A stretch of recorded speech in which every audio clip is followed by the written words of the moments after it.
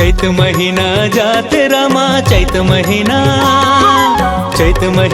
जात रमा मेला भरा थे भारी, मेला भरा थे भारी। भीड़ लगे है भक्तन मन के, हाँ भीड़ लगे है भक्तन मन के आथे आरी पारी।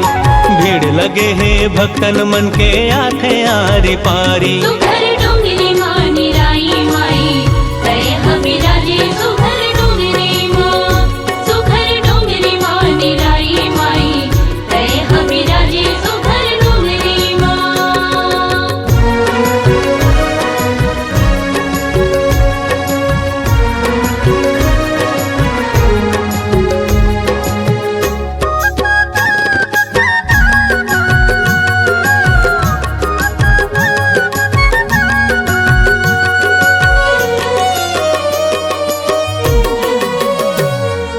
जगर बगर जोत जलय दाई तोर दुआरी, दाई तोर दुआरी वो दाई तोर दुआरी।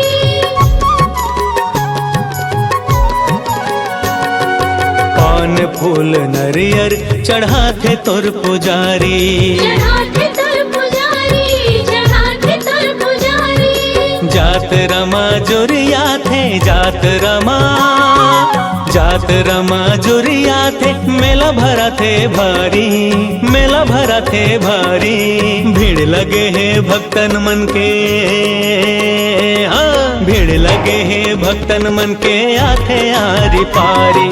भीड़ लगे है भक्तन मन के आथे आरी पारी। सुघर डोंगरी माँ निराई माई करे हमें राजे सुघर डोंगरी माँ, सुघर डोंगरी माँ निराई माई करे हमें राजे सुघर डोंगरी माँ।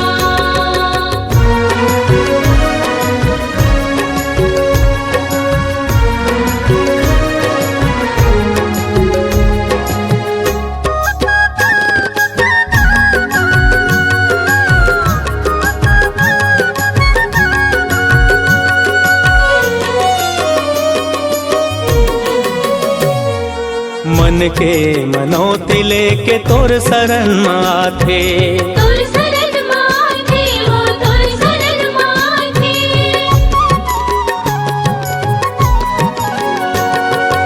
नौ दिन नौ राति दाई तू ही लगो राथे।